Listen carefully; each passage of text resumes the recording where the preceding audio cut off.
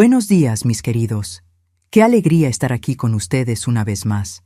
Soy Mari Oliveira Bueno, tengo 79 años y vivo aquí en Manzanillo, en la costa de Veracruz, un pueblito pequeño, pero lleno de encantos. El mar queda cerquita de mi casa. Se pueden escuchar las olas cuando el viento sopla fuerte. Nací en Zacatlán, allá en las montañas de Puebla, pero la vida me trajo para acá hace más de 30 años, y aquí eché raíces como los viejos ahuehuetes de la plaza central.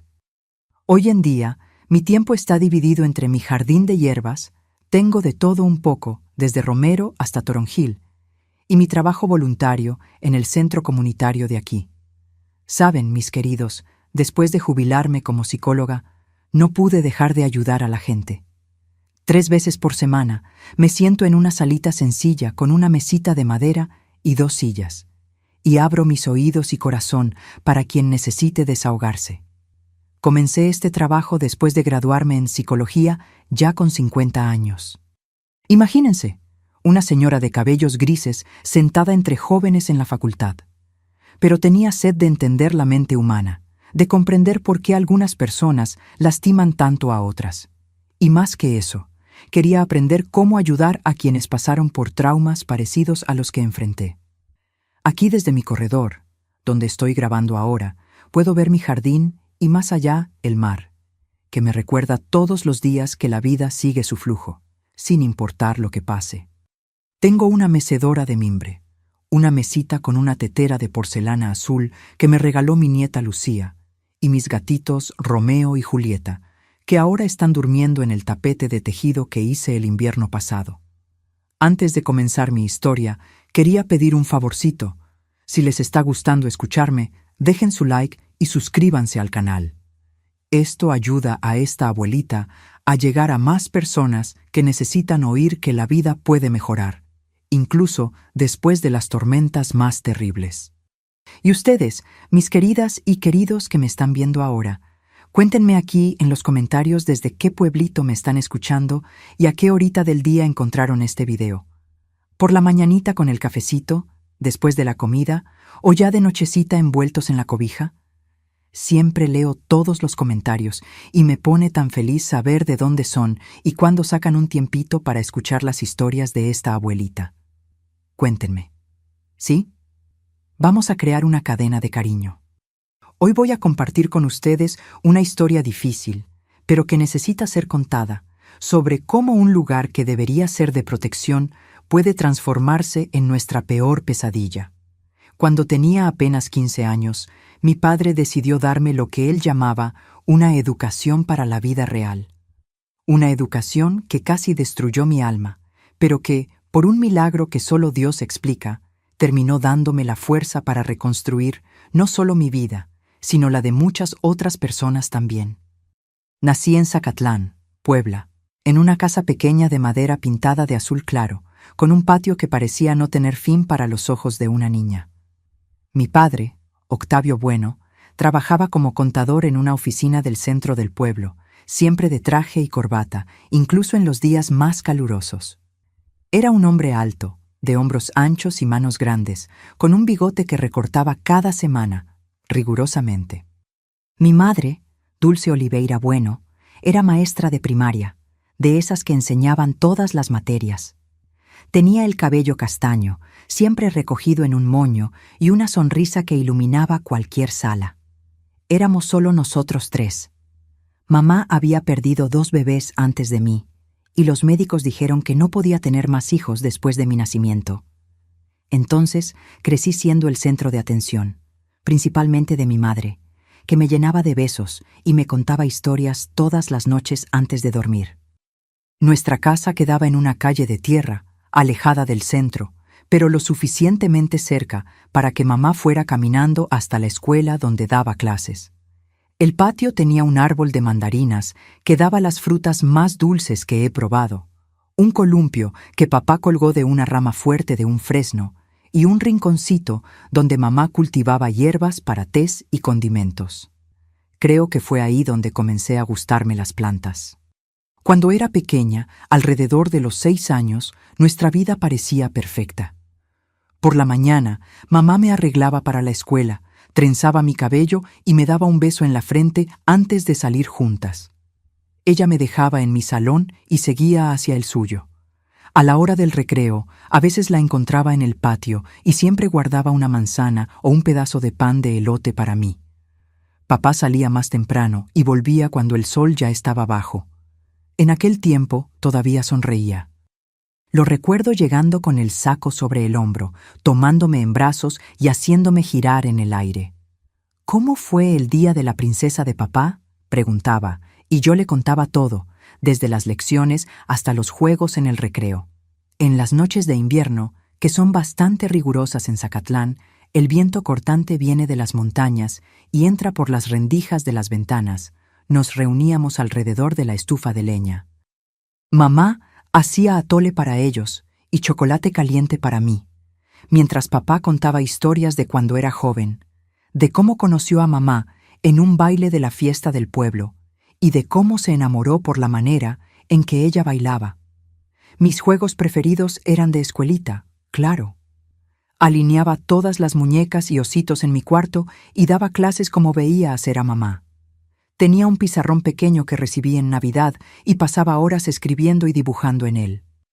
También me gustaba jugar en el patio con los niños vecinos, principalmente con Claudia, que vivía en la casa de enfrente. Subíamos a los árboles, jugábamos a la comidita con hojas y tierra, y escondíamos secretos dentro de agujeros que cavábamos cerca de la cerca. Pero cuando tenía 9 años, las cosas comenzaron a cambiar. Mamá empezó a enfermarse. Al principio eran solo dolores de cabeza que disimulaba con una sonrisa débil. Después, fueron días enteros en cama con las cortinas cerradas porque la luz lastimaba sus ojos. Los médicos iban y venían en casa, siempre con expresiones serias, hablando bajito con papá en la sala. Fue en esa época que noté el primer cambio en papá. Su sonrisa fue desapareciendo, como si cada día, sin la alegría de mamá, se apagara un poquito de él también. Comenzó a llegar más tarde del trabajo, con olor a cigarro y a veces a bebida. Las historias alrededor de la estufa terminaron. Las preguntas sobre mi día en la escuela se volvieron raras. Una mañana de invierno, cuando la escarcha cubría el patio como un tapete de cristal, mamá no despertó. Recuerdo el alboroto en la casa, a tía Julieta, hermana de papá, llevándome a su casa, a los vecinos entrando y saliendo, las voces susurradas y miradas tristes.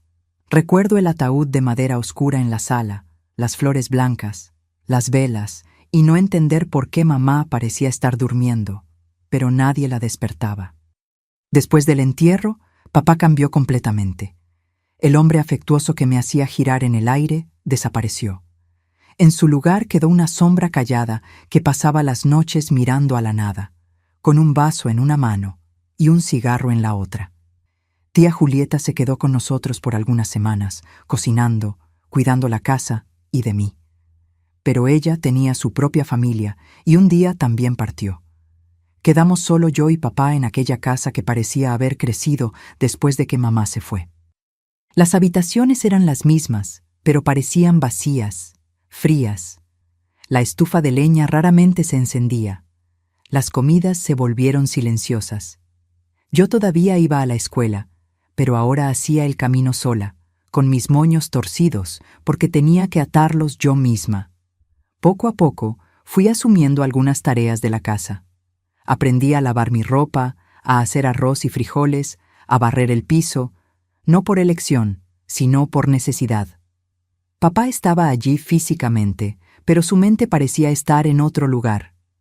Cuando me miraba, a veces tenía la impresión de que veía el rostro de mamá en el mío, y eso parecía lastimarlo aún más. Fue cuando cumplí 12 años que noté otro cambio. Papá comenzó a arreglarse más, a ponerse loción antes de salir. A veces no regresaba a casa por la noche. Decía que tenía trabajo extra, pero sus ojos huían de los míos cuando decía eso. Comencé a escuchar rumores en la escuela, susurros de otros niños. ¿Tu papá ahora trabaja en ese lugar?, decían sin nunca terminar la frase. No entendía bien lo que estaba pasando, pero sentía que algo estaba mal. Las cuentas comenzaron a acumularse en la mesa de la cocina, El dinero que antes era suficiente para nuestras necesidades, ahora parecía siempre faltar. Tuve que dejar mis clases de piano, que eran mi única alegría en aquella época, y papá, antes tan correcto y puntual con sus compromisos, ahora parecía no importarle. Y fue en este escenario de una casa vacía de afecto y llena de silencios que entré en la adolescencia sin la orientación de una madre, con un padre que se alejaba cada día más y con un nudo en el pecho que parecía crecer con cada aniversario de la muerte de mamá. Cuando cumplí 15 años, en una tarde fría de junio de 1961, no hubo pastel, ni velas, ni felicitaciones. Papá llegó más temprano de lo habitual, lo que ya era extraño. Entró en casa, se quitó el saco y lo colgó cuidadosamente en la silla. Yo estaba en la cocina tratando de preparar algo para cenar. «Mari», dijo, encendiendo un cigarro con aquel encendedor plateado que llevaba desde que tengo memoria. «A partir de hoy las cosas van a cambiar». Lo miré confundida. Sus ojos, que antes eran gentiles como los de mamá, ahora parecían duros como piedras de río. Había un brillo extraño en ellos, algo que mezclaba determinación y desesperación. «Ya no eres una niña», continuó soltando el humo por la nariz, «y es hora de que aprendas cómo funciona el mundo de verdad». Él me dijo que ya no iría más a la escuela, que la educación que recibía allí era inútil para la vida real. Intenté argumentar, diciéndole que me gustaba estudiar, que quería ser maestra como mamá, pero él golpeó la mesa con la mano, haciendo saltar los cubiertos.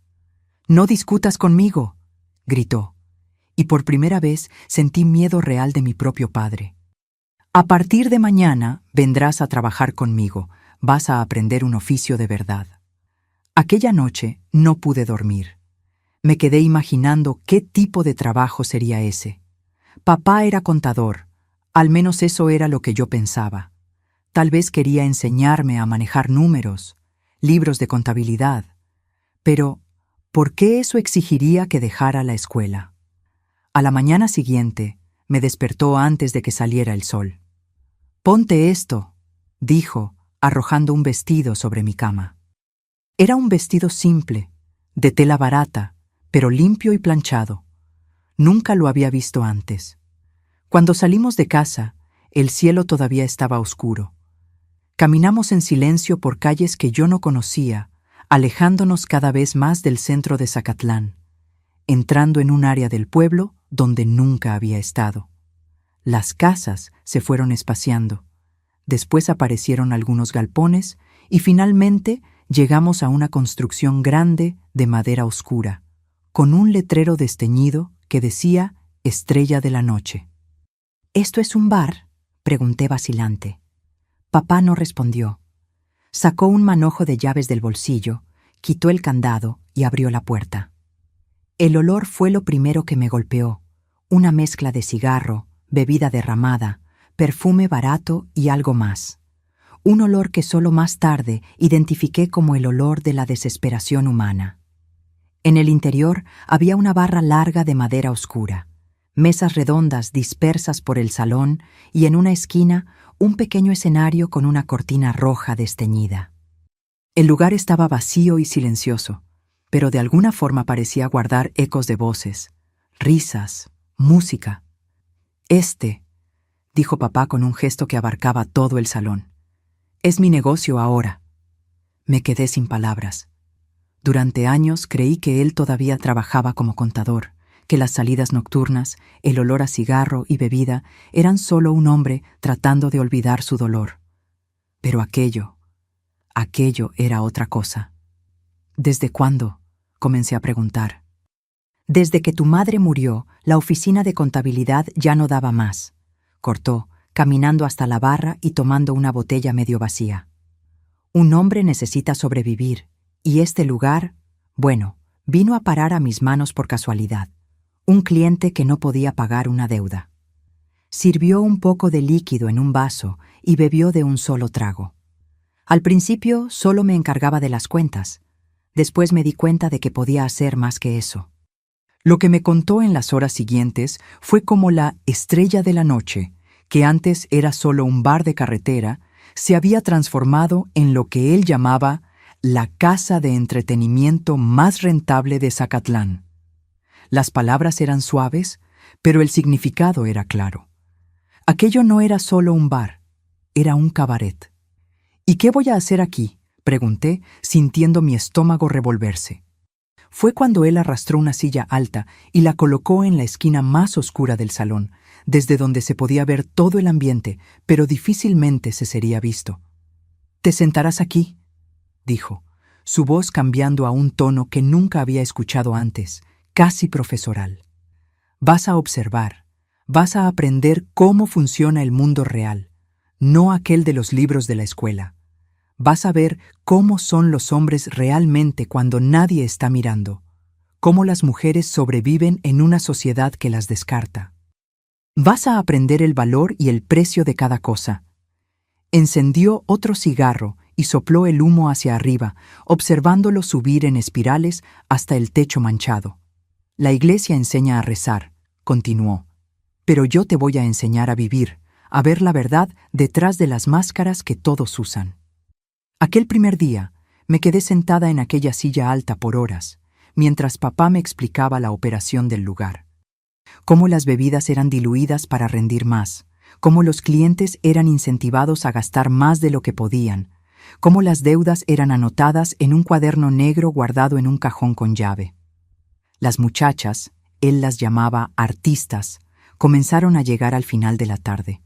Eran cerca de 8, de edades variadas, pero ninguna parecía mucho mayor de 30 años. Algunas me miraron con curiosidad, otras con lástima, y una o dos con algo que parecía ser una advertencia muda.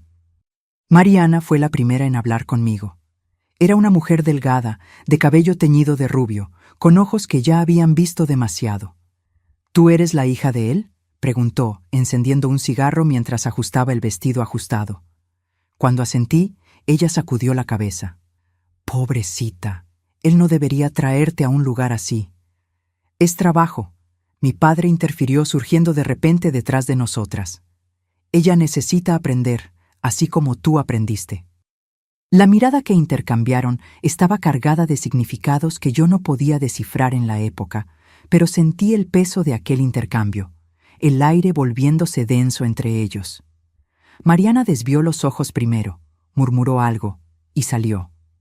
Por la noche, la estrella de la noche cobró vida. Un pianista viejo y medio borracho apareció y comenzó a tocar melodías antiguas. Las luces fueron reducidas, creando sombras largas por las esquinas, y los clientes comenzaron a llegar. Sentada en mi silla alta, en la esquina oscura, los observaba.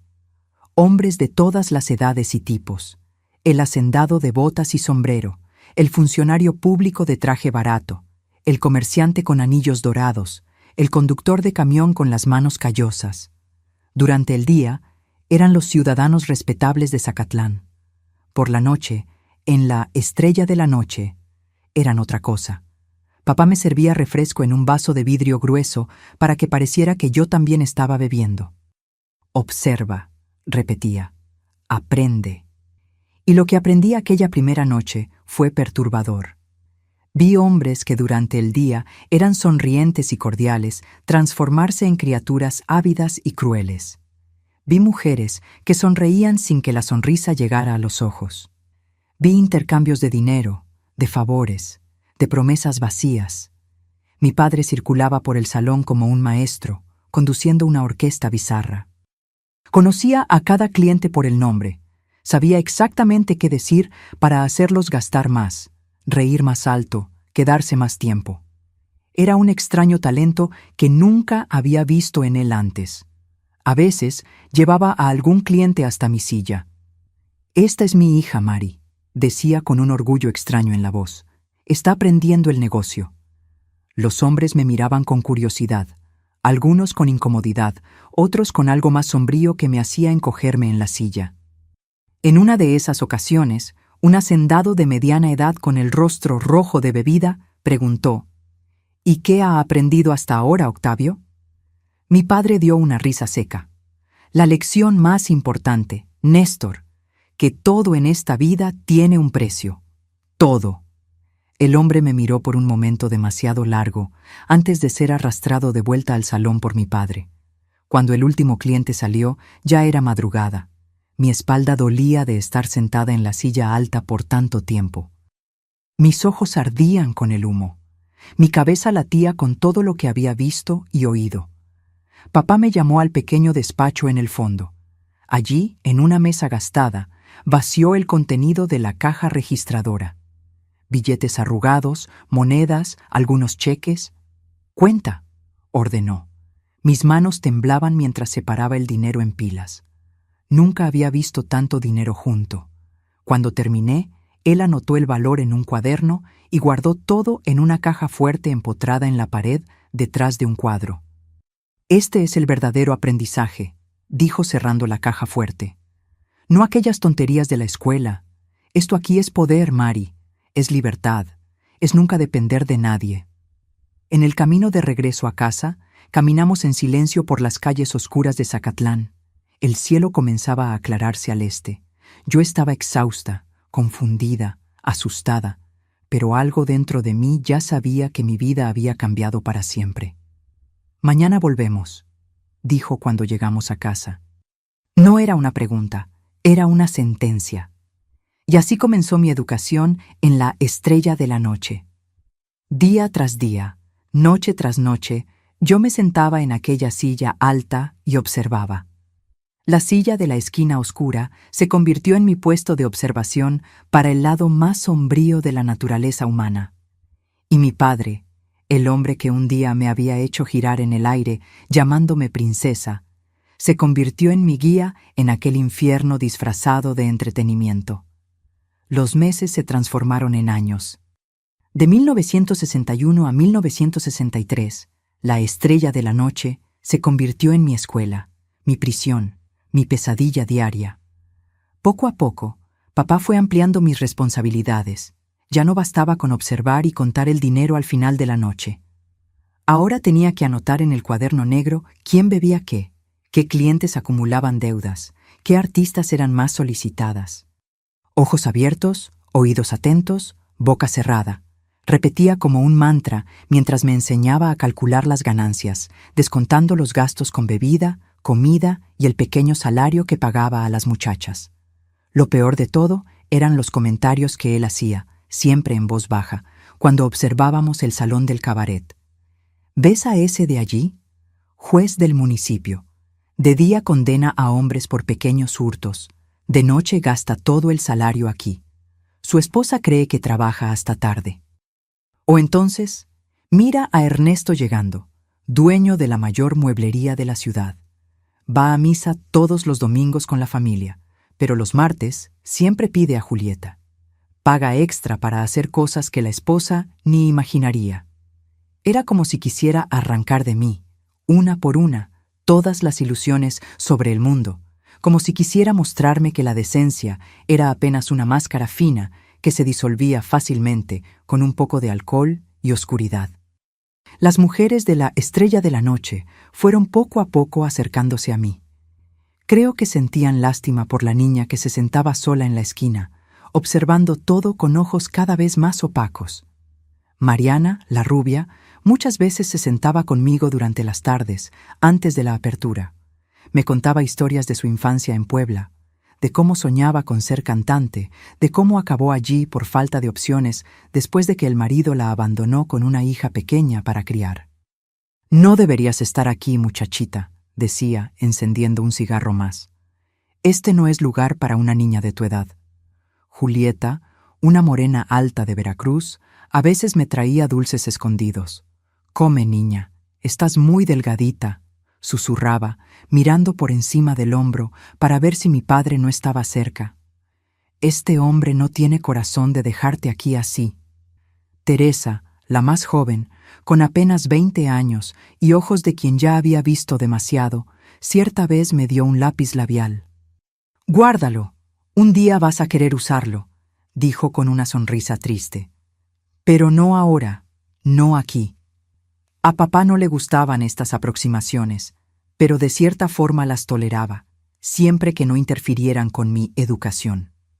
A veces lo pillaba observando estas interacciones con una mirada calculadora, como si estuviera evaluando hasta qué punto podía dejarme interactuar con las artistas, sin que yo desarrollara algún tipo de compasión excesiva que pudiera comprometer mi aprendizaje. El invierno de 1962 fue particularmente difícil. El frío en Zacatlán es cortante y la estrella de la noche, con sus paredes finas de madera, apenas conseguía mantener el calor. Las noches eran largas, el salón más lleno que lo normal, hombres buscando el calor del alcohol y la compañía pagada. Uno de esos hombres, Germán Herrera, era dueño de una fábrica de textiles en la ciudad vecina. Alto, de hombros anchos, manos pesadas, tenía la reputación de ser uno de los clientes más difíciles. Las mujeres evitaban quedarse solas con él, pero el dinero que gastaba era demasiado bueno para ser rechazado. En una noche particularmente movida, Germán llegó ya embriagado, exigiendo atención inmediata. Papá lo recibió, como siempre, efusivo, llamándolo amigo, conduciéndolo a la mejor mesa. Le sirvió la mejor bebida, que en realidad era la misma, solo en botella diferente, y le proporcionó compañía femenina. Pero Germán estaba inquieto, agresivo. «Quiero algo diferente hoy, Octavio», dijo, la voz arrastrada por el alcohol. Sus ojos, pequeños y enrojecidos, recorrieron el salón y se posaron sobre mí en mi rincón habitual. «La muchacha», dijo señalando con el vaso. «Quiero conversar con ella». Sentí que mi sangre se helaba. En casi 2 años sentada en aquella silla, observando lo peor de la humanidad, todavía conseguía mantenerme de alguna forma distante, como si estuviera viendo una película terrible de la que no formaba parte. Pero ahora los ojos de aquel hombre me ponían dentro de la escena. Papá dudó por un segundo, lo suficiente para que yo percibiera que incluso él tenía límites que no estaba dispuesto a cruzar. «Germán, mi amigo», dijo con una sonrisa que no alcanzaba los ojos. «Mi hija no es una de las artistas. Ella solo está aprendiendo el negocio. ¿Por qué no eliges una de nuestras chicas experimentadas? Verónica acaba de llegar de Ciudad de México, ¿sabías? Una belleza, y sabe hacer cosas que ni imaginarías». El hombre gruñó algo, distraído momentáneamente por la mención de la nueva atracción. Papá aprovechó para hacerme una señal discreta para que saliera del salón y fuera al despacho del fondo. Obedecí inmediatamente, temblando, mi corazón latiendo tan fuerte que parecía querer salir por mi garganta. En el despacho, cerré la puerta con llave y me encogí detrás del escritorio.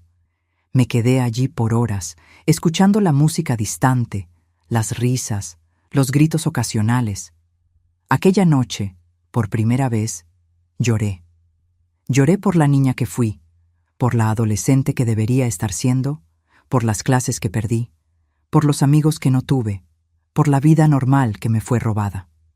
Cuando papá finalmente vino a buscarme, ya era madrugada. Estaba tenso, el nudo de la corbata flojo, manchas de bebida en el saco. «¿Germán ya se fue?», dije sin mirarme. «Vamos a casa». En el camino, se quedó en silencio por mucho tiempo. Luego, abruptamente dijo: «Esto también es parte de la educación, Mari. Saber cuándo retroceder, cuándo avanzar. No todo cliente vale el riesgo». Fue lo más cercano a protección que me ofreció en años, pero el incidente con Germán Herrera cambió algo en la dinámica de la estrella de la noche. Papá pasó a mantenerme más entre bastidores, cuidando la contabilidad, organizando los inventarios, supervisando las compras. Era como si de repente se hubiera dado cuenta de que su educación podría ir demasiado lejos. Este cambio trajo nuevos horrores. Ahora tenía acceso a los libros, a los registros, a los secretos más oscuros del negocio. Descubrí que varias de las artistas estaban presas en deudas eternas, préstamos que mi padre les hacía con intereses exorbitantes que ellas nunca conseguían liquidar. Descubrí que él proporcionaba protección para pequeños comerciantes locales, cobrando tarifas pesadas por el servicio. Descubrí que algunos de los clientes más ricos y poderosos del pueblo estaban en sus manos a causa de secretos que él guardaba cuidadosamente en un archivo bajo llave. Una tarde, mientras organizaba recibos, encontré un sobre amarillento dirigido a Octavio Bueno, contador. Era una carta del despacho de abogados Méndez y Fernández de Ciudad de México, fechada en 1955, el año en que mamá murió. Movida por una curiosidad que superó el miedo, abrí el sobre con cuidado. La carta mencionaba los procedimientos para transferencia de propiedad, conforme al testamento de la señora Dulce Oliveira Bueno. Había referencias a activos y bienes inmuebles, incluyendo el establecimiento comercial denominado Estrella de la Noche. Mi mundo se derrumbó. El cabaret no había venido a parar a las manos de mi padre por casualidad, como él siempre decía. Había pertenecido a mi madre, a mi dulce madre, que era maestra de primaria, o al menos eso era lo que siempre creí.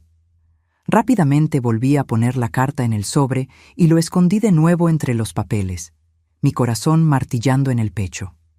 Si aquella carta decía la verdad, ¿quién realmente era Dulce Oliveira Bueno? ¿Y quién era el hombre que yo llamaba padre? Las preguntas se multiplicaban en mi cabeza, pero no tenía a nadie a quien recurrir. No tenía amigos, no tenía familia aparte de papá. Las mujeres del cabaret eran gentiles, pero estaban tan presas como yo. ¿Y quién creería en una muchacha de 17 años, hija del dueño de un cabaret, contra un hombre adulto que ahora tenía conexiones con casi todos los hombres poderosos de la ciudad? Intenté una vez, solo una, hablar con la profesora Eleonora, mi antigua maestra de español, cuando la encontré en el mercado. Fue gentil, preguntó por qué había dejado la escuela, dijo que me echaba de menos en las clases. Comencé a contarle sobre la Estrella de la Noche, sobre cómo mi padre me forzaba a trabajar allí, pero las palabras quedaban atrapadas en la garganta, y antes de que pudiera decir algo significativo, papá apareció como si tuviera un sexto sentido para detectar cualquier intento de fuga. «Profesora Eleonora», dijo con su sonrisa profesional, «qué placer verla. Mari habla mucho de usted. Desafortunadamente tenemos que irnos ahora. Compromisos, ya sabe cómo es». Y me arrastró lejos, apretando mi brazo con fuerza suficiente para dejar marcas. «Nunca más hables con ella», sisió entre dientes. «Nunca más intentes contarle a nadie sobre nuestro negocio. Nadie te creerá. Nadie te ayudará». Por la noche, encerrado en el despacho, bebió más de lo habitual. «¿Crees que puedes escapar?», preguntó con voz arrastrada. «¿Crees que tienes a dónde ir, este mundo de allá afuera que tanto quieres? Es igual a este aquí, solo que hipócrita. Por lo menos aquí somos honestos sobre lo que somos». Fue en esa noche que tuve certeza. Estaba completamente sola. La única persona que podría salvarme era yo misma. Comencé entonces a planear en secreto. Pasé a guardar pequeñas cantidades de dinero escondidas en un forro falso que hice en mi bolsa. Comencé a prestar atención a los horarios de los autobuses que salían de Zacatlán. Estudié los hábitos de papá con cuidado, notando cuándo bebía más, cuándo dormía más pesado, y principalmente, comencé a buscar aquel archivo bajo llave. Sabía que guardaba secretos sobre el cabaret, sobre cómo realmente había venido a parar a sus manos. Tal vez incluso secretos sobre la muerte de mamá. Estos secretos podrían ser mi única oportunidad de liberación. El aislamiento era casi completo. Las pocas personas que podrían haberme ayudado, como la profesora Eleonora, fueron alejadas por papá. Él controlaba cada aspecto de mi vida, lo que comía, lo que vestía, con quién hablaba. Las artistas del cabaret eran mis únicas compañías, pero ellas mismas estaban presas en sus propias trampas de deudas y dependencia. Por la noche, acostada en mi cama, mirando al techo descascarado, soñaba con fuga. Imaginaba una vida lejos de allí, una vida normal, con estudios, amigos, tal vez incluso una familia propia algún día. Pero cada mañana, cuando papá golpeaba mi puerta, exigiendo que me alistara para un día más en la Estrella de la Noche, esos sueños parecían cada vez más distantes. Cuanto más aprendía sobre el funcionamiento del cabaret, más entendía cuán profunda era la red de corrupción, chantaje y abuso que mi padre había tejido. Y cuanto más entendía, más me daba cuenta de que no sería fácil escapar. Un día, susurraba para mí misma todas las noches como una oración. Un día voy a salir de aquí, y cuando salga nunca más miraré atrás. Pero la estrella de la noche tenía sus garras firmemente clavadas en mí, y su perfume de desesperación se impregnaba cada vez más profundo en mi piel, en mi cabello, en mi alma. La noche del 12 de mayo de 1964 comenzó, como tantas otras, en la estrella de la noche. El pianista borracho, martillando las mismas melodías desgastadas, el olor a cigarro, sudor y perfume barato impregnando cada tabla del piso, las risas artificiales de las artistas, las miradas vacías, las conversaciones siempre iguales. Yo estaba a punto de cumplir 18 años y el peso de aquellos 3 años de educación me curvaba los hombros como si cargara piedras. En aquella época, ya no me sentaba más en la silla alta de la esquina. Mi lugar ahora era en el pequeño despacho del fondo, donde cuidaba los libros, las cuentas, los registros. Papá confiaba cada vez más en mí para administrar los aspectos prácticos del negocio, mientras él cultivaba las relaciones con los clientes importantes en el salón. Yo mantenía mis planes de fuga en secreto absoluto. Ya tenía casi 1,000 pesos escondidos en el forro de mi bolsa. Conocía de memoria los horarios de los autobuses para la Ciudad de México. Incluso había conseguido, con la ayuda discreta de Mariana, hacer una copia de la llave del despacho, donde sospechaba que papá guardaba documentos importantes. Aquella noche parecía igual a todas las otras, hasta que José Matías entró en el cabaret. Él no era un cliente habitual. De hecho, nunca lo había visto antes. Era un hombre bajo, de hombros estrechos, cabello entrecano bien recortado y gafas de armazón delgado.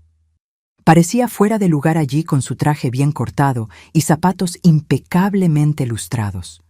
Vi cuando se acercó a la barra y preguntó por el señor Octavio Bueno. El cantinero señaló a mi padre, que conversaba animadamente con el alcalde en una esquina del salón. El hombre ajustó su corbata, respiró profundo y caminó decidido en dirección a los dos. Desde la puerta del despacho observé la escena. El hombre se inclinó y dijo algo al oído de papá. Vi el rostro de mi padre cambiar. Primero sorpresa, después irritación, por fin algo que parecía preocupación. Pidió disculpas al alcalde y llevó al visitante a una esquina más apartada. La conversación duró menos de 5 minutos. Papá gesticulaba, el rostro cada vez más rojo. El hombre mantenía la compostura, apenas sacudiendo la cabeza de vez en cuando. Por fin, vi a mi padre meter la mano en el bolsillo interno del saco, sacar una cartera y entregar algunos billetes al visitante, que los guardó sin contar. Cuando el hombre salió, papá se quedó parado por un instante, pasando la mano por el rostro. Entonces se dirigió directamente al bar y se sirvió una dosis doble de tequila, bebiendo de un solo trago. Volví rápidamente al escritorio, fingiendo trabajar en los libros contables. Minutos después, papá entró en el despacho como un huracán, cerró la puerta con fuerza y comenzó a revolver los cajones del escritorio. «¿Qué estás buscando?», pregunté, tratando de mantener la voz firme. Él no respondió, continuando tirando papeles para todos lados. Finalmente encontró una pequeña llave plateada dentro de un sobre y fue hasta el armario de metal en la esquina de la sala. Lo abrió y comenzó a buscar algo entre las carpetas suspendidas. ¿Quién era aquel hombre?, me arriesgué a preguntar nuevamente. Papá se giró hacia mí, los ojos inyectados, una vena pulsando en la frente. «Un mensajero del infierno», respondió con voz ronca. «Del despacho Méndez y Fernández de Ciudad de México». Mi corazón se disparó. Era el mismo despacho mencionado en la carta que había encontrado años antes. ¿Y qué quería? Papá sacó una carpeta del armario y la arrojó sobre la mesa. «Recordarme que dentro de 3 semanas cumples 18 años». Me quedé en silencio, confundida. ¿Qué tenía mi cumpleaños que ver con aquel hombre, con el despacho de abogados? «Tu madre», continuó, abriendo la carpeta y esparciendo más papeles sobre la mesa. «Tu querida y santa madre pensó que sería inteligente dejar un testamento». Mi sangre se heló. Era la confirmación de lo que sospechaba desde que encontré aquella carta. Mamá había dejado un testamento, y aparentemente tenía algo que ver conmigo y con la estrella de la noche. Este lugar, dijo, gesticulando hacia las paredes alrededor. Este negocio era de ella, no mío. De ella. La maestra de primaria, la esposa devota, la madre ejemplar, era dueña de un burdel. La revelación, aunque ya era medio esperada, me golpeó como un puño en el estómago. Mi madre, dueña de la estrella de la noche, la mujer gentil que trenzaba mi cabello todas las mañanas, que me contaba historias antes de dormir. ¿Cómo fue? Fue todo lo que conseguí balbucear. Herencia, escupió la palabra como si fuera veneno. De su familia. Este lugar existía mucho antes de que yo conociera a tu madre. Pertenecía a su padre, tu abuelo, que nunca conociste. Un hombre respetable durante el día y un explotador por la noche, igual que todos los hombres que ves aquí. Tomó la botella de tequila que mantenía en el cajón inferior del escritorio y se sirvió otra dosis. Cuando nos casamos, ella me lo ocultó. Dijo que tenía una propiedad que daba alguna renta. Yo era solo un contador, feliz por haber conseguido una esposa bonita, de buena familia. Solo descubrí la verdad cuando tu abuelo murió y ella tuvo que asumir los negocios. Se rió, una risa amarga, sin humor. Intenté convencerla de vender, de deshacerse de aquello, pero era terca. Decía que era un negocio legítimo que daba oportunidad a mujeres que no tenían otra salida, como si eso fuera una obra de caridad. Bebió otro trago directo de la botella. Entonces ella enfermó. Aquellos dolores de cabeza, los médicos no descubrían qué era. Se consumía día a día, y junto con ella, nuestro dinero también se acababa. Los medicamentos, los médicos, todo costaba una fortuna. Y entonces ella me pidió que asumiera la estrella. Dijo que era nuestra única oportunidad de sobrevivir financieramente. Su voz falló, y por un momento vi un destello del hombre que había sido antes, vulnerable, asustado, humano. Me negué, claro. ¿Cómo podría administrar un lugar así? Yo, un contador respetable, padre de familia, pero ella insistió. Dijo que era temporal, solo hasta que mejorara, y yo acepté. Me miró, los ojos húmedos. Cuando ella murió, pensé que finalmente podría deshacerme de este lugar, vender, comenzar de nuevo en otra ciudad. Pero entonces apareció el testamento. Tomó un documento de la carpeta y lo arrojó en mi dirección. Lee, ve lo que tu Santa Madre planeó para nosotros. Con manos temblorosas, tomé el papel. Era una copia del testamento de Dulce Oliveira Bueno. Las palabras bailaban ante mis ojos, pero conseguí entender lo esencial. La estrella de la noche y todos los bienes de mi madre deberían quedar bajo la administración de mi padre, solo hasta que yo cumpliera 18 años. Después de eso, todo sería transferido a mí. Ella quería que tú heredaras todo, dijo papá, la voz ahora cargada de resentimiento. No confiaba en mí para administrar el negocio de la familia. Pensó que sería mejor dejárselo a su hijita querida. Se acercó, inclinándose sobre la mesa, su rostro a centímetros del mío. Fue por eso que te traje aquí cuando cumpliste 15 años. Para aprender, para entender lo que tu madre te dejó, para prepararte para asumir su legado. Las piezas finalmente encajaban. La educación que mi padre había insistido en darme no era para enseñarme sobre el mundo real. Era para prepararme para asumir el cabaret, para transformarme en la próxima dueña de la estrella de la noche.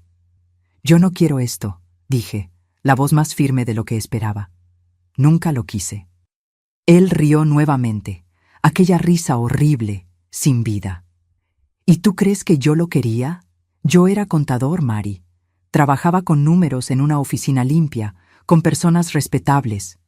Tu madre me transformó en esto, en este hombre que ves. Y ahora, cuando finalmente aprendí a jugar este juego, cuando finalmente comencé a lucrar de verdad, aquel abogado maldito aparece para recordarme que en 3 semanas perderé todo por ti. Tomó el documento de mis manos y lo arrugó. A menos que firmes un poder, dándome autoridad para continuar administrando todo en tu nombre, siendo el dueño de hecho, mientras tú serás apenas la dueña en el papel. Algo dentro de mí se rompió en aquel momento. Una compuerta se abrió y toda la rabia, todo el miedo, todo el rechazo que había guardado por años desbordó. Nunca, dije, levantándome, nunca firmaré nada. La bofetada vino rápida, ardiendo en mi mejilla, haciendo que mi cabeza girara. ¿Vas a firmar?, gruñó, agarrando mi brazo con fuerza. ¿Vas a firmar? No terminó la frase. No necesitaba. La amenaza estaba clara en sus ojos. Bajé la cabeza, fingiendo sumisión. Necesito pensar, murmuré. Por favor. Me soltó, arregló el saco, recuperando un poco de la compostura. Piensa, entonces. Tienes hasta tu cumpleaños para decidir, pero recuerda, este lugar, estas personas, este mundo ya forma parte de ti. Está en tu sangre, así como estaba en la sangre de tu madre. No sirve de nada huir. Salió del despacho, dejándome sola con los papeles esparcidos, el testamento arrugado y una revelación que cambiaba todo lo que creía saber sobre mi vida. Aquella noche no conseguí dormir. La imagen de mi madre, dulce, gentil, amorosa, se mezclaba con la revelación de que era dueña de un cabaret. Las historias que me contaba antes de dormir, los valores que intentó enseñarme, todo eso viniendo de una mujer que poseía un lugar como la estrella de la noche. Y aún más perturbador, mi padre, el hombre que yo tanto despreciaba por forzarme a vivir en aquel infierno, ¿había sido arrastrado allí contra su voluntad inicial? ¿Había sido transformado por el lugar, así como el lugar intentaba transformarme? Me movía en la cama escuchando los ruidos nocturnos de Zacatlán. De alguna forma, sabía que aquella noche marcaba un punto sin retorno. En 3 semanas cumpliría 18 años y tendría que decidir, firmar el poder, permitiendo que mi padre continuara controlando todo, o asumir la propiedad del cabaret. O había una tercera opción. A la mañana siguiente desperté con una determinación que nunca había sentido antes. Me vestí con cuidado, escogiendo un vestido simple pero arreglado, el que Mariana me había dado de regalo en la Navidad pasada. Me peiné, me miré en el espejo. Ya no era más la niña asustada de 15 años que había sido arrastrada a la estrella de la noche. Era casi una mujer, con ojos que habían visto demasiado, pero que todavía conseguían ver alguna esperanza. Cuando llegué al cabaret, más temprano de lo habitual, papá ya estaba allí, en el despacho, con la misma ropa de la noche anterior, el rostro marcado por el cansancio y el alcohol. Parecía haber envejecido 10 años en una noche. «No tenías que venir hoy», dijo, sin levantar los ojos de los papeles que organizaba. «Sí tenía que venir», respondí. «Tenemos asuntos que discutir». Me miró sorprendido por mi tono decidido. «Quiero ver todos los documentos», continué. «El testamento original, los registros de propiedad, las escrituras, todo». Frunció el ceño. «¿Para qué?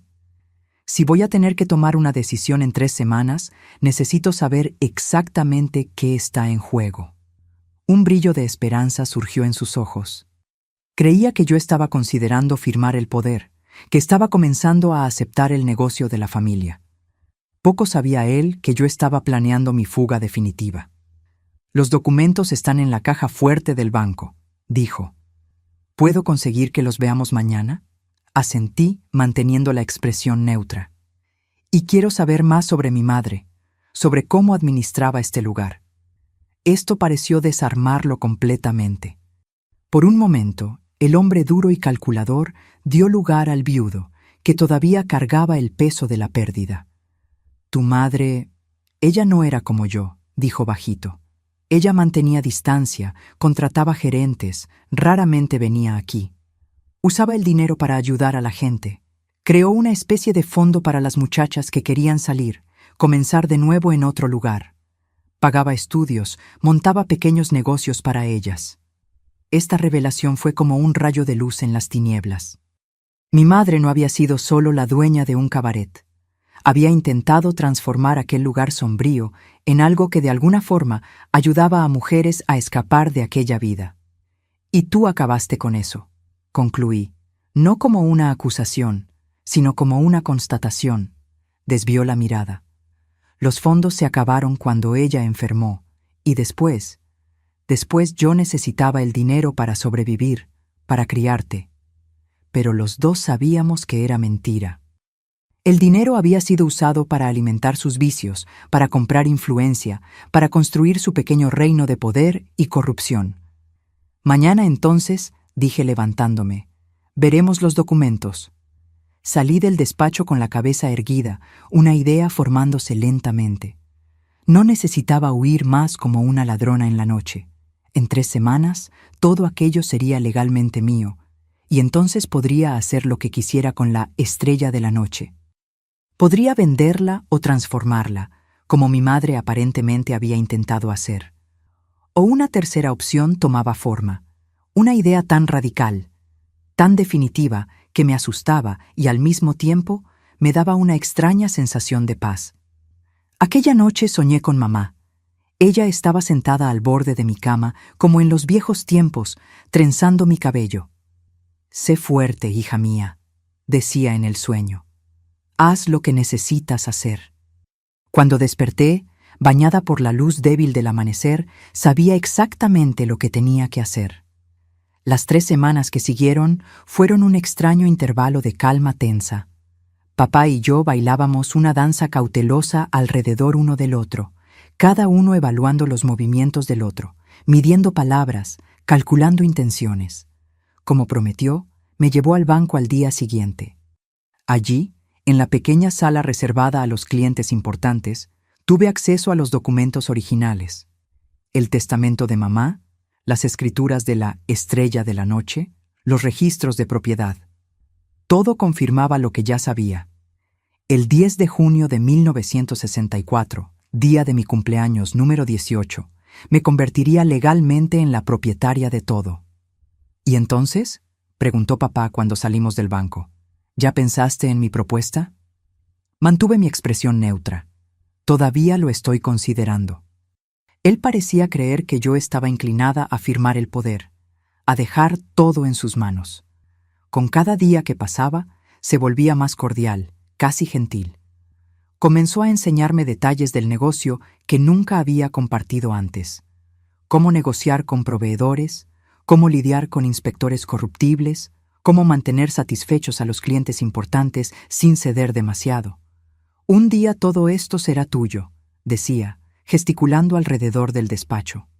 «Aunque yo continúe administrando, debes entender cómo funciona». Yo asentía, hacía preguntas, fingía interés, y por la noche, sola en mi cuarto, refinaba mi plan.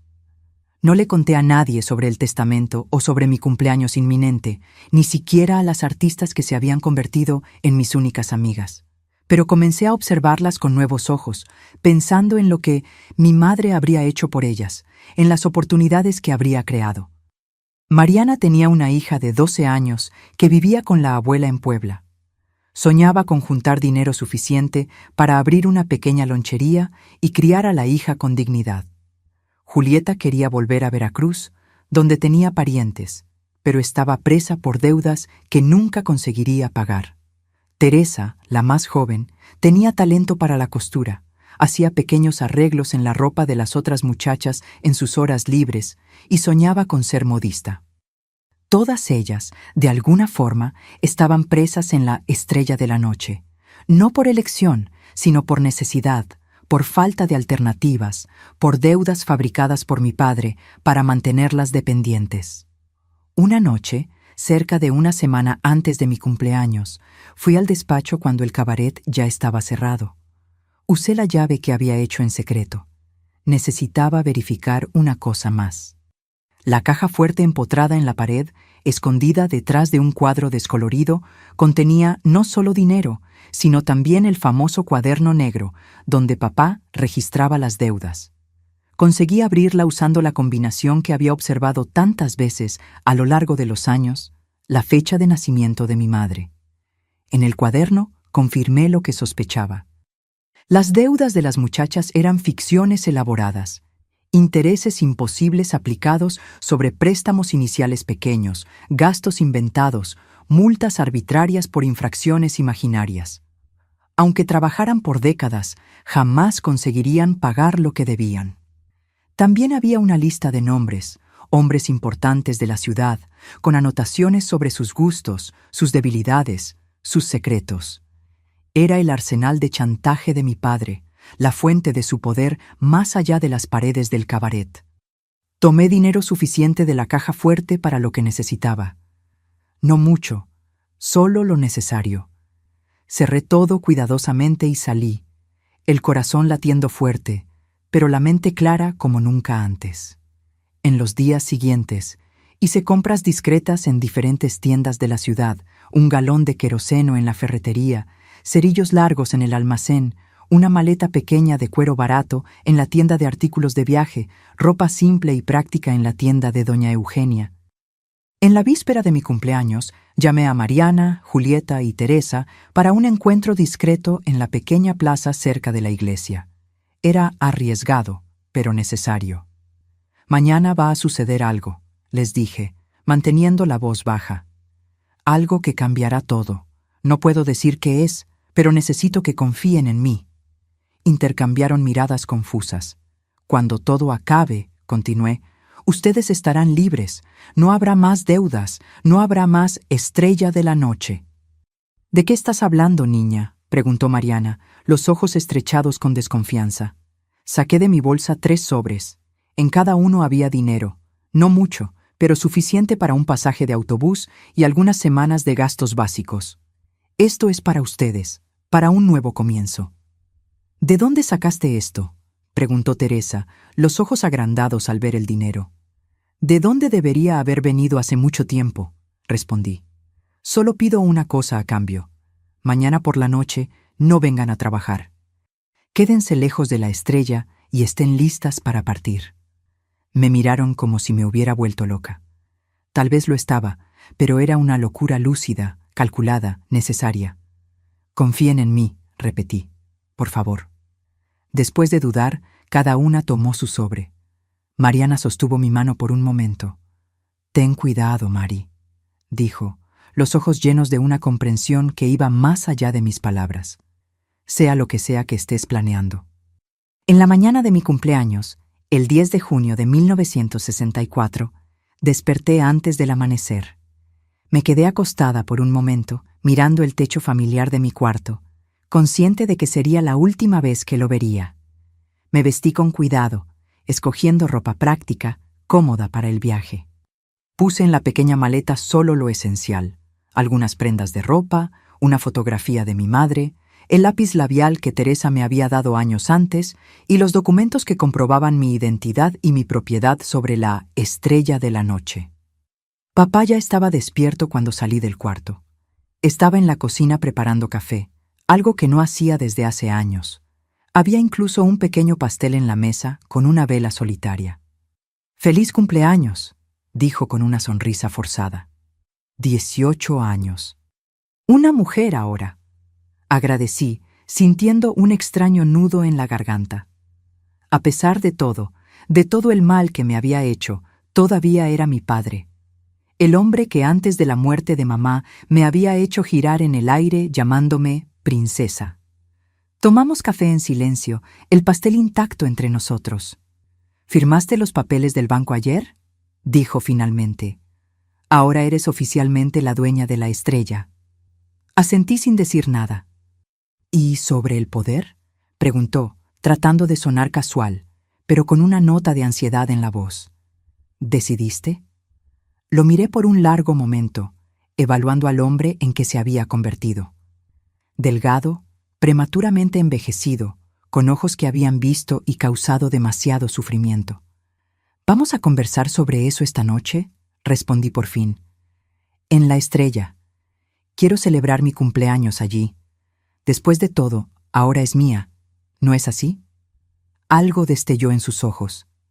Desconfianza, tal vez, pero luego desapareció, sustituido por aquel brillo calculador que yo conocía tan bien. «Claro, claro», dijo, levantándose para lavar su taza. «Será una noche especial». Pasé el día vagando por la ciudad, despidiéndome silenciosamente de Zacatlán. Visité la antigua escuela donde había estudiado hasta los 15 años. Pasé por la casa de la profesora Eleonora sin valor para tocar la puerta. Me senté por un tiempo en la plaza central, observando a niños jugar, a personas apresuradas en sus quehaceres diarios, la vida normal que me había sido negada. Alrededor de las 5 de la tarde, tomé mi pequeña maleta escondida detrás de un arbusto en el patio de casa y la dejé en la estación de autobuses, dentro de un casillero alquilado. El autobús para Ciudad de México partiría a las 8 p.m. Yo pretendía estar en él. Cuando llegué a la estrella de la noche, el sol comenzaba a ponerse, pintando el cielo de un rojo intenso que parecía un presagio. Papá ya estaba allí verificando el inventario en el bar, dando instrucciones al cantinero. Sonrió al verme. «Aquí está la cumpleañera». Sonreí de vuelta, tratando de parecer natural. «¿Alguna de las muchachas ya llegó?», pregunté sabiendo la respuesta. Frunció el ceño. «Qué extraño. Todavía no. Generalmente Mariana es la primera. Debe estar retrasada». Asentí, aliviada de saber que habían seguido mi consejo. Caminé por el salón vacío, pasando la mano por la superficie de las mesas, por los respaldos de las sillas, por el piano silencioso, memorizando cada detalle para lo que vendría después. «¿Vamos a abrir más tarde hoy?», pregunté casualmente. «Pensé en esperar hasta las 8», respondió. «Dar tiempo para que las muchachas lleguen, preparar todo bien. Después de todo, es una noche especial». «Sí», concordé, «muy especial». Fui al despacho y cerré la puerta. De mi bolsa saqué los papeles que había preparado durante la semana. Documentos oficializando la liberación de las deudas de todas las artistas. Registros transfiriendo pequeñas cantidades a cada una de ellas, suficientes para recomenzar sus vidas en otro lugar. Firmé cada uno con mi nombre completo, ahora con valor legal, ya que era mayor de edad y propietaria de todo. Guardé los documentos en sobres separados, cada uno con el nombre de una de las mujeres. Puse todos en una carpeta y la escondí en un compartimento secreto del escritorio, un espacio que había descubierto años antes y que ni mi padre conocía. Cuando salí del despacho, ya pasaban de las 7. El salón continuaba vacío, sin señal de las artistas. Papá caminaba de un lado a otro, visiblemente irritado. «¿Dónde están estas malditas mujeres?», refunfuñaba. «Nunca se retrasaron todas al mismo tiempo». «Tal vez no vengan», sugerí casualmente. Me miró desconfiado. «¿Qué sabes tú de esto?». Me encogí de hombros. «Nada, solo un presentimiento». Se acercó, los ojos entrecerrados. «Tú hablaste con ellas, ¿no? ¿Qué estás tramando, Mari?». Mantuve mi expresión neutra. «¿Por qué no abres el bar? Los clientes comenzarán a llegar pronto. Yo me quedo en la caja hoy. Después de todo, soy la dueña ahora, ¿no es así?». Vaciló, claramente en conflicto entre la desconfianza y la necesidad de mantener las apariencias, de continuar el juego hasta que yo firmara el poder. «Está bien», dijo por fin. «Voy a preparar todo». Mientras él abría el bar, encendía las luces y ponía un disco en la vitrola, yo fui metódicamente por el fondo del cabaret, verificando cada habitación, cada salida. El pianista llegó ya medio embriagado como siempre, y comenzó a tocar las mismas melodías de siempre. A las 8 en punto, los primeros clientes comenzaron a llegar. Hombres de varias edades y tipos, todos sorprendidos al encontrar el salón sin las artistas habituales. «¿Dónde están las chicas?», preguntaba uno, dando palmaditas en el hombro de mi padre. «Llegarán pronto», respondía, la sonrisa forzada, los ojos buscándome por el salón. Alrededor de las 9, la estrella de la noche estaba casi llena, pero todavía sin ninguna de las mujeres. Los clientes se volvían cada vez más inquietos, bebiendo más, hablando más alto. Papá circulaba entre ellos, tratando de calmarlos, prometiendo que las atracciones llegarían pronto. A las 10 fui hasta el bar y me serví una Coca-Cola. Era la primera vez que me permitía tomar una bebida sin pedir permiso. Un pequeño acto de independencia que simbolizaba tantas cosas. «Tenemos que hablar», dijo papá, apareciendo súbitamente a mi lado. Asentí y lo seguí hasta el despacho. Tan pronto como cerró la puerta, explotó. ¿Qué hiciste?, gritó. ¿Dónde están las chicas? Los clientes están furiosos. No vendrán, respondí tranquilamente. Están libres ahora, todas ellas. ¿De qué estás hablando? Nadie está libre. Tienen deudas, contratos, obligaciones. Ya no, dije, manteniendo la voz firme. Las liberé y me liberé a mí misma también. Su rostro se puso rojo de furia. ¿Tú crees que puedes simplemente acabar con todo lo que construí? ¿Crees que puedes? No fuiste tú quien construyó esto, interrumpí. Fue mi madre, y antes de ella, mi abuelo.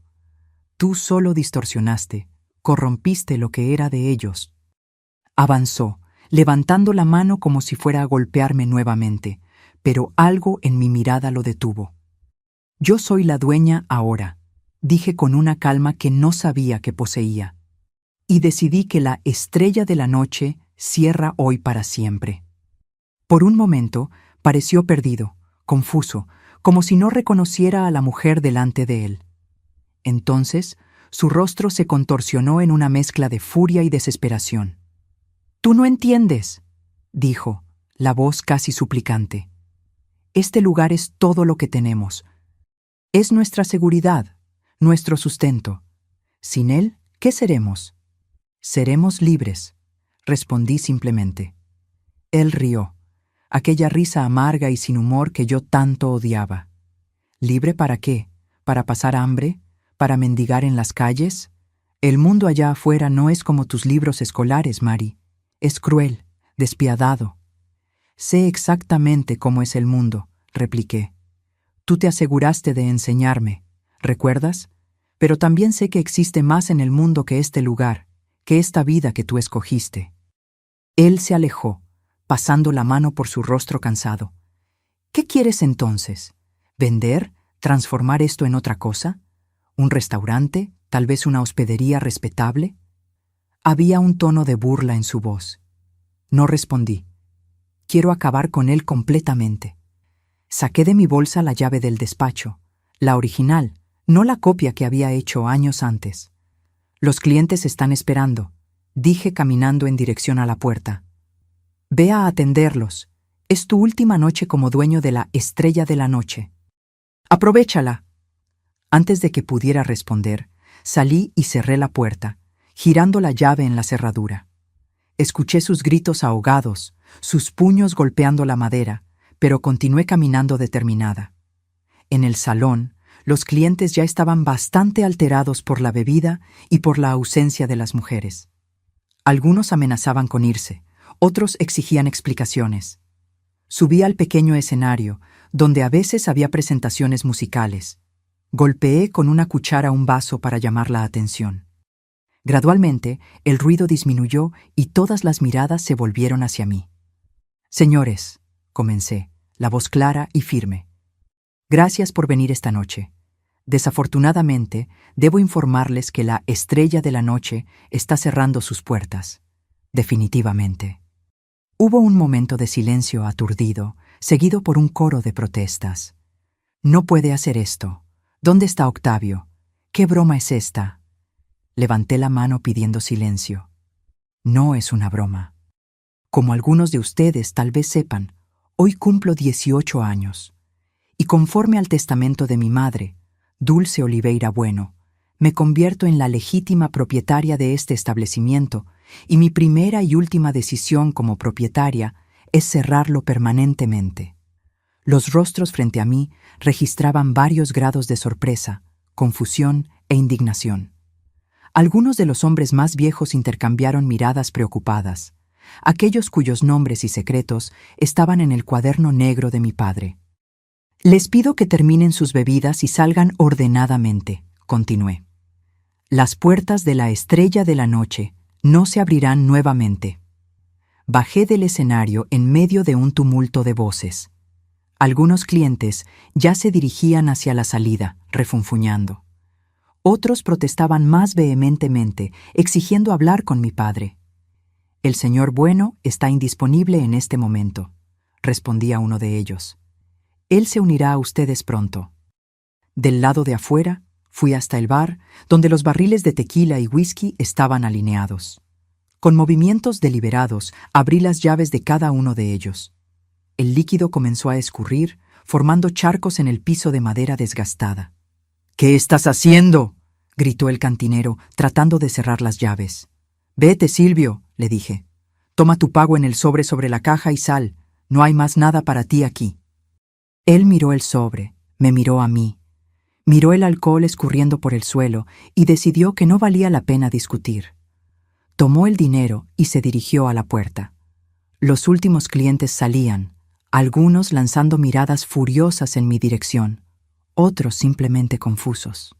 El pianista, que había asistido a todo con una expresión perpleja, se levantó tambaleante.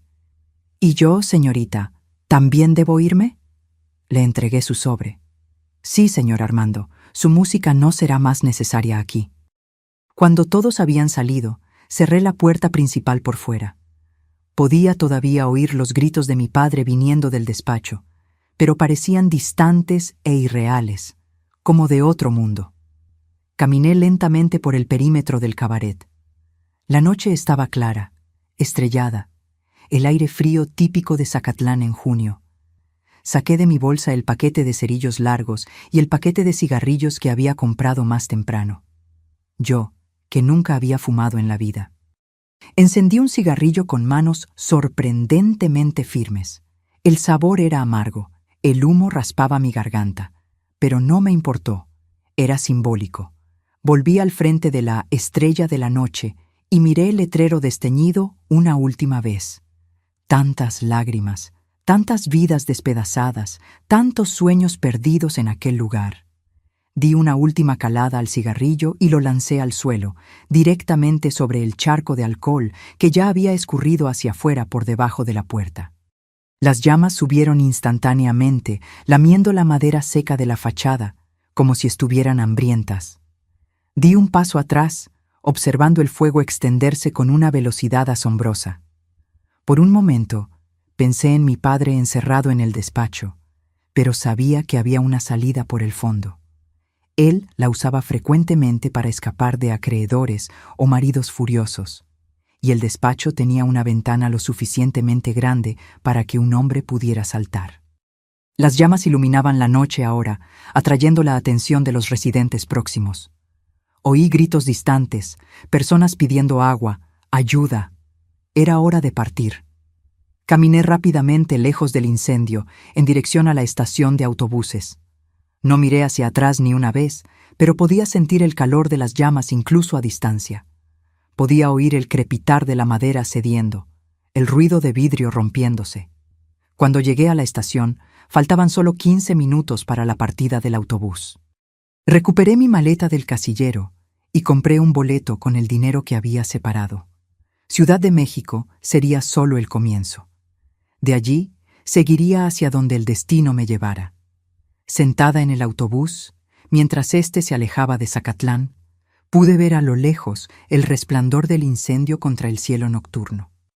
La Estrella de la Noche estaba siendo consumida por las llamas, llevando consigo los cuadernos de deudas, los registros de secretos sucios, el olor a desesperación que había impregnado mi ropa, mi cabello, mi alma por tantos años. Y mientras el autobús seguía por la carretera oscura, sentí algo que no sentía hace mucho tiempo: esperanza, una sensación de que tal vez podría reconstruir mi vida, podría ser más que la hija de Octavio Bueno, más que la heredera de la Estrella de la Noche. Aquella noche, mientras las llamas purificadoras consumían mi pasado, yo, Mario Oliveira Bueno, finalmente comencé a vivir. Cuando el autobús llegó a Ciudad de México a la mañana siguiente, yo era una persona diferente, no solo legalmente adulta, sino transformada por el fuego que había dejado atrás.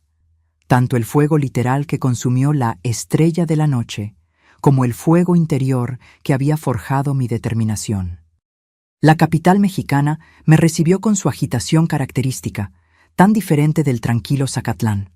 Las calles anchas, los edificios altos, el movimiento constante de personas y vehículos, todo parecía intimidante para una joven del interior, pero yo estaba determinada a no dejarme asustar. Con el dinero que tenía guardado, Los ahorros secretos de años, sumados a lo que había tomado de la caja fuerte en la última noche, alquilé un cuarto simple en una pensión para señoritas en la colonia Roma. Era un lugar modesto pero limpio, administrado por doña Carmela, una señora mayor con ojos atentos que exigía decoro y respeto entre sus inquilinas. «¿De dónde vienes, muchacha?», preguntó mientras me mostraba el pequeño cuarto en el segundo piso. «De Zacatlán», respondí. «Vine a Ciudad de México para buscar trabajo y estudiar». Ella me miró de arriba abajo, evaluándome. «Estás sola, sin familia». Vacilé por un momento. «Mis padres fallecieron», dije finalmente, decidiendo que era más simple. Y de cierta forma, no dejaba de ser verdad. No tengo a nadie más en Zacatlán. Algo en mi mirada debe haber tocado el corazón de la señora, pues su expresión severa se suavizó un poco. «Bueno, aquí todas están solas de una forma u otra», dijo. «Pero formamos una especie de familia. Nos cuidamos unas a otras. Siempre que respetes las reglas de la casa, nada de visitas masculinas, recogerse hasta las 10 de la noche, ayudar en las tareas comunes, serás bienvenida». Agradecí y comencé a deshacer mi pequeña maleta, acomodando la poca ropa en la cómoda gastada de madera. Cuando doña Carmela salió, me senté en la cama estrecha y me permití respirar profundo por primera vez en mucho tiempo. Estaba lejos de Zacatlán, lejos de la estrella de la noche, lejos de mi padre. Una sensación de ligereza me invadió, seguida inmediatamente por un peso de incertidumbre. ¿Qué haría ahora? ¿Cómo sobreviviría? ¿Qué rumbo daría a mi vida? En los días siguientes, compré periódicos y recorrí los anuncios de empleo. Con mi educación interrumpida a los 15 años, las opciones eran limitadas, pero tenía otras habilidades. Sabía hacer cuentas con precisión, escribir correctamente, organizar registros. Y, más importante, había aprendido a leer a las personas, a entender sus motivaciones, sus deseos y miedos. Una semana después de llegar a Ciudad de México, conseguí un empleo como dependienta en una pequeña librería en el centro de la ciudad. El propietario, señor Emanuel, era un hombre culto y amable, que valoraba más el amor por los libros que las credenciales formales. Cuando expliqué que mi educación había sido interrumpida, pero que adoraría aprender más, me miró por encima de sus gafas y dijo: «La mejor universidad está aquí a tu alrededor. Miles de libros, miles de mentes brillantes esperando conversar contigo a través de las páginas». Fue en la librería Atenea donde comencé mi verdadera educación. En los intervalos entre atender clientes y organizar estanterías, devoraba libros, novelas, biografías, ensayos, poesía. Descubrí mundos que nunca había imaginado que existían. Conocí personas a través de las páginas, personas que habían sufrido, luchado, triunfado, exactamente como yo estaba tratando de hacer. Pero todavía había sombras. Por la noche, en el silencio de mi pequeño cuarto en la pensión, a veces despertaba sudando frío, el olor de la estrella de la noche volviendo a mis fosas nasales, el sonido de los gritos de mi padre resonando en mis oídos. En mis pesadillas, el fuego que había encendido no consumía solo el cabaret, sino que se extendía, tragando todo Zacatlán, toda mi infancia, todo lo que había sido. Algunas semanas después de mi llegada a Ciudad de México, vi una pequeña nota en el periódico local. Incendio destruye establecimiento nocturno en Zacatlán. Propietario está desaparecido. El artículo mencionaba brevemente que la estrella de la noche había sido completamente destruida por un incendio cuya causa estaba siendo investigada. Decía también que Octavio Bueno, identificado como propietario, no había sido encontrado y que las autoridades continuaban las búsquedas. Sentí un apretón en el pecho, no de arrepentimiento, pues sabía que había hecho lo que necesitaba hacer, sino de una tristeza profunda por el hombre en que mi padre se había convertido, por lo que habíamos perdido, por lo que podría haber sido y no fue. Nunca supe con certeza qué pasó con él aquella noche. Prefería creer que había escapado del incendio, como yo había previsto que haría, usando la salida del fondo o la ventana del despacho. que tal vez había aprovechado el caos para desaparecer, comenzar una nueva vida en otro lugar, así como yo estaba tratando de hacer. Los meses en Ciudad de México se transformaron en 1 año, después en 2. La pequeña dependienta de la librería Atenea se convirtió en la asistente gerente. Poco a poco fui conquistando la confianza del señor Emanuel, que comenzó a enseñarme los aspectos del negocio, cómo encargar libros, negociar con editoriales, organizar eventos literarios. Fue en uno de esos eventos, una noche de autógrafos con una escritora local, que conocí al profesor Alberto Rodríguez de la Facultad de Psicología de la UNAM. «Tienes un modo especial con las personas», comentó después de observarme intermediar una discusión acalorada entre 2 clientes sobre el mérito de diferentes escuelas literarias. «Sabes escuchar, sabes calmar, sabes encontrar un terreno común». Agradecí, halagada por la observación. «¿Ya pensaste en estudiar psicología?», preguntó. Reí sorprendida por la sugerencia. «No terminé ni la secundaria, profesor. La universidad es un sueño distante para mí». Él me miró con seriedad. «Existen caminos. Puedes hacer el bachillerato, después la selectividad. Si tienes interés, puedo orientarte». Aquella conversación casual plantó una semilla. En los meses siguientes, además del trabajo en la librería, comencé a frecuentar clases nocturnas para completar mi educación formal. Era difícil estudiar después de un día entero de trabajo, absorber materias que mis compañeros habían aprendido gradualmente a lo largo de los años. Pero había un hambre en mí, un deseo de entender, de crecer, de transformar las experiencias dolorosas de mi pasado en algo significativo. En 1968, a los 22 años, presenté el examen para la UNAM. Contra todas las probabilidades, fui aprobada para el curso de psicología. El profesor Alberto, que se había convertido en un mentor y amigo, fue el primero en felicitarme. «Tienes una comprensión innata de la naturaleza humana», dijo. «Ahora vas a adquirir las herramientas para transformar esa comprensión en ayuda concreta para quien la necesite». Los años de universidad fueron intensos, desafiantes y profundamente gratificantes. Estudiaba conceptos y teorías que parecían dar nombre y estructura a cosas que yo ya intuía a través de mis propias experiencias. La resiliencia, los mecanismos de defensa, el trauma y su superación. Todo eso resonaba profundamente en mí. En mi último año, durante una práctica clínica supervisada, atendía a una joven que había sido abusada por su padrastro.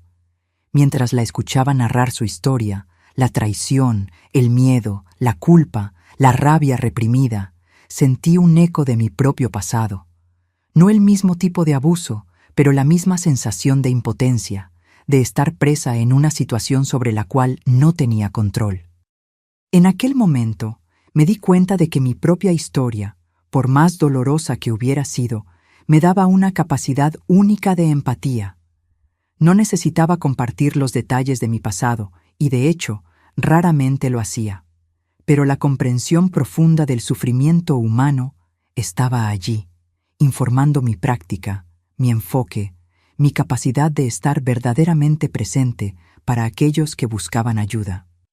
Después de graduarme, trabajé por algunos años en una clínica comunitaria en Ciudad de México, atendiendo principalmente a mujeres y niños en situación de vulnerabilidad. El trabajo era arduo, muchas veces frustrante, pero increíblemente significativo. Fue durante ese período que comencé a tener noticias de algunas de las artistas del antiguo Estrella de la Noche. Mariana, que había usado el dinero que le di para mudarse a Puebla y reunirse con su hija, consiguió abrir una pequeña lonchería, como siempre soñó. Me escribió una carta dirigida a la librería Atenea, la única dirección mía que conocía, agradeciendo por su liberación y contándome sobre su nueva vida.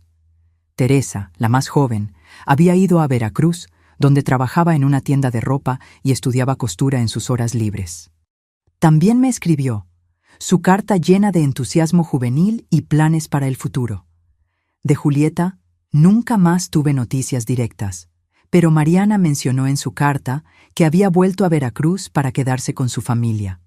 Esperaba que hubiera encontrado algo de paz, algún nuevo comienzo. En cuanto a mi padre, el misterio persistió. En los primeros años después del incendio, ocasionalmente buscaba noticias de él en periódicos de Zacatlán o preguntaba discretamente a personas que venían de la ciudad. Nunca encontré nada concluyente. Era como si Octavio Bueno hubiera desaparecido junto con la estrella de la noche, consumido por el mismo fuego que nos había liberado a mí y a las artistas. En 1975, a los 29 años, recibí una invitación para trabajar en una clínica en Manzanillo, Veracruz. El cambio parecía apropiado. Ya llevaba más de una década en Ciudad de México, y aunque amaba la ciudad que me había acogido, sentía que era hora de un nuevo comienzo. Fue en Manzanillo donde conocí a Carlos, un profesor de historia de la Universidad Veracruzana. Era viudo, con una hija pequeña, Laura. Nos conocimos en un seminario sobre trauma infantil. Él buscaba orientación sobre cómo ayudar a su hija a lidiar con la pérdida de su madre. Nuestra relación comenzó siendo profesional, se transformó en una amistad y gradualmente en algo más. Carlos era gentil, inteligente, paciente, y Laura, una niña dulce y resiliente que me conquistó inmediatamente. Cuando Carlos me pidió matrimonio, un año después, sentí una mezcla de alegría y terror. Alegría por la posibilidad de una familia, de un amor verdadero. Terror por los secretos que cargaba, por el pasado que nunca había compartido completamente con nadie. «Necesito contarte algunas cosas», le dije una noche después de que Laura ya se había ido a dormir. «Sobre mi pasado, sobre quién soy yo». Él sostuvo mis manos y me miró a los ojos. «Yo amo quién eres ahora, Mari. Lo que vino antes ayudó a moldear a esta mujer extraordinaria que está frente a mí. Pero no te define». Aún así, le conté. No todo. Había detalles que nunca conseguiría verbalizar, pero lo suficiente. Sobre mi padre, sobre la estrella de la noche, sobre cómo había huido, sobre el fuego. Cuando terminé, había lágrimas en sus ojos, pero también una comprensión profunda. «Sobreviviste», dijo simplemente. «Y no solo sobreviviste, transformaste tu dolor en capacidad de ayudar a otros. ¿Cómo podría no amarte? Más aún por eso. Nos casamos en 1977, en una ceremonia simple con solo algunos amigos cercanos. Laura, entonces con 8 años, fue nuestra dama de honor, radiante en su vestido azul claro. Nuestra vida juntos en Manzanillo fue tranquila, amorosa, repleta de las pequeñas alegrías cotidianas que yo nunca había imaginado que podría tener. Carlos y Laura trajeron una ligereza a mi existencia que contrarrestaba el peso de los recuerdos que todavía cargaba. En 1984 surgió una oportunidad para Carlos en Manzanillo, un pueblito en la costa de Veracruz. La pequeña universidad local necesitaba un profesor de historia, y la ciudad estaba desarrollando un programa de salud mental comunitaria que podría beneficiarse de mi experiencia.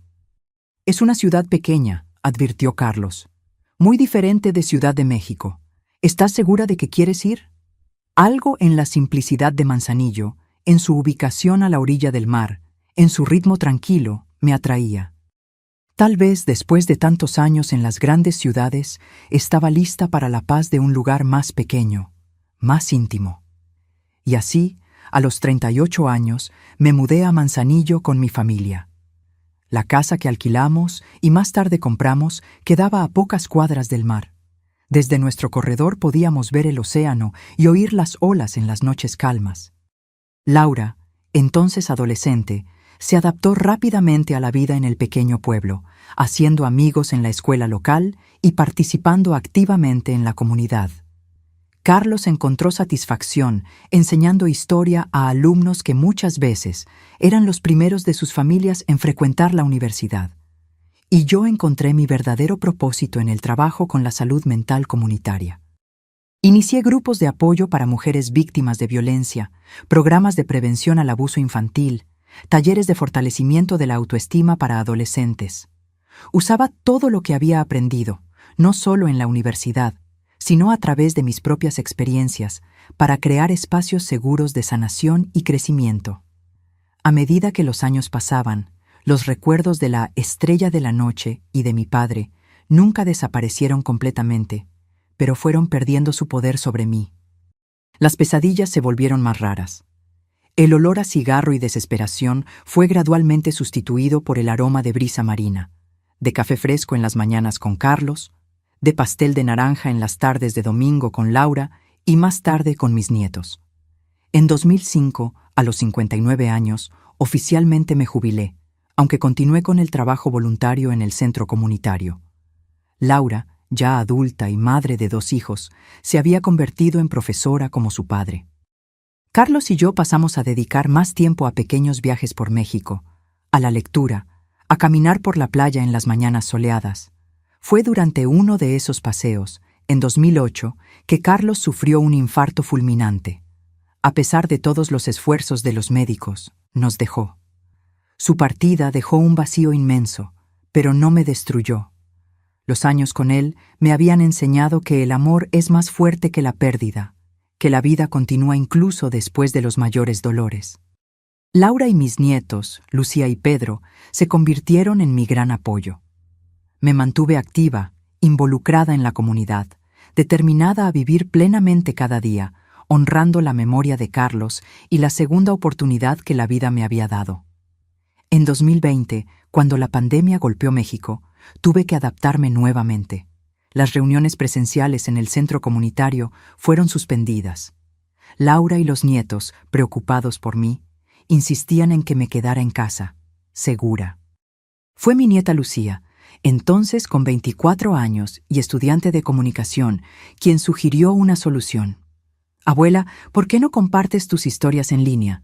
Tienes tantas cosas que has vivido, tanta sabiduría para transmitir. Al principio, la idea me pareció absurda. Yo, una señora de casi 80 años grabando videos para Internet. Pero cuanto más pensaba en ello, más sentido tenía. No necesitaría contar todo. Había partes de mi historia que todavía eran demasiado difíciles para compartir abiertamente, pero podría transmitir las lecciones, la esperanza, la posibilidad de recomenzar, incluso después de las experiencias más sombrías. Y así, con la ayuda paciente de Lucía, comencé a grabar pequeños videos en el corredor de mi casa, en Manzanillo. Al principio, eran apenas reflexiones sobre la vida, consejos simples, historias ligeras de mi infancia. A medida que fui ganando confianza, comencé a abordar temas más profundos: la resiliencia, la superación de traumas, la importancia de romper ciclos de abuso, siempre con cuidado, siempre con respeto por los oyentes, pero también con la honestidad que viene de quien ha vivido y sobrevivido. Para mi sorpresa, los videos comenzaron a atraer seguidores. Primero decenas, después centenas, eventualmente miles. Personas de todas las edades, de todos los rincones de México, encontraban consuelo e inspiración en las palabras de una señora de cabello blanco sentada en su corredor a la orilla del mar. «Sus historias me salvaron», escribió una joven en los comentarios. «Me hicieron creer que también puedo escapar de mi situación, que puedo construir una vida mejor». Esos comentarios tocaban mi corazón profundamente. La niña que había sido forzada a sentarse en aquella silla alta, en la esquina oscura de la estrella de la noche, observando lo peor de la humanidad, ahora estaba ayudando a otras personas a encontrar luz en sus propias tinieblas. Hoy, a los 79 años, miro hacia el mar de Manzanillo y pienso en cuán imprevisible es la vida, en cuánto podemos ser fuertes cuando no tenemos elección, en cuánto podemos crecer a través del dolor cuando encontramos el camino correcto. Todavía no sé qué pasó con mi padre aquella noche del 10 de junio de 1964. A veces imagino que consiguió escapar, que encontró alguna forma de redención en sus años finales. Otras veces temo que haya perecido en el incendio, víctima final del ciclo de destrucción que él mismo ayudó a perpetuar. Pero aprendí a vivir con esa incertidumbre, así como aprendí a vivir con las cicatrices invisibles que la estrella de la noche dejó en mí. No dejo que me definan, pero tampoco las niego. Son parte de quien soy. parte de la fuerza que descubrí en mí misma cuando encendí aquel cerillo y dejé que las llamas purificadoras consumieran mi pasado. Y ahora aquí estoy yo, compartiendo un poco de esta jornada con ustedes.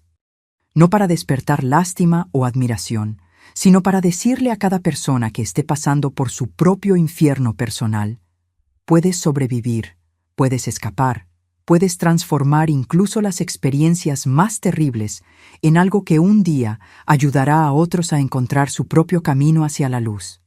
Porque la vida, mis queridos, incluso en sus momentos más oscuros, siempre guarda la posibilidad de un nuevo amanecer. Mis queridos, ya hablé demasiado, ¿verdad? Sé que la historia es larga, pero la vida también lo es. Lo importante es lo que sacamos de ella. Si ahora estás en una situación que parece sin salida, quiero que sepas, tú, estrella de la noche, no tiene que ser tu destino final. A veces, necesitamos prender fuego a lo que nos destruye para poder renacer de las cenizas. Miren nada más. Aquella niña de 15 años, forzada a ver lo peor de la humanidad, está aquí hoy, a los 79, de cabello blanco, contando su historia para tocar otras vidas. Lo que hiere hoy puede ser lo que te dará fuerza para ayudar a alguien mañana. Las cicatrices que cargamos no son nuestra vergüenza, son nuestras medallas de supervivencia. Y recuerden, el olor de la desesperación puede ser fuerte, puede impregnar profundo, pero no es permanente. Puede, sí, dar lugar al aroma de café fresco por las mañanas, de pasteles los domingos en familia, de la brisa marina que entra por la ventana, de una vida reconstruida. Si este video tocó tu corazón, deja tu like, compártelo con quien necesita oír esto y cuéntame en los comentarios cuál fue tu mayor superación. ¿Qué incendiaste en el pasado para poder seguir adelante? Los esperaré en el próximo video aquí desde mi corredor en Manzanillo. Hasta entonces, mis queridos, valor siempre. Y recuerden, después de la noche más oscura, el sol siempre vuelve a brillar.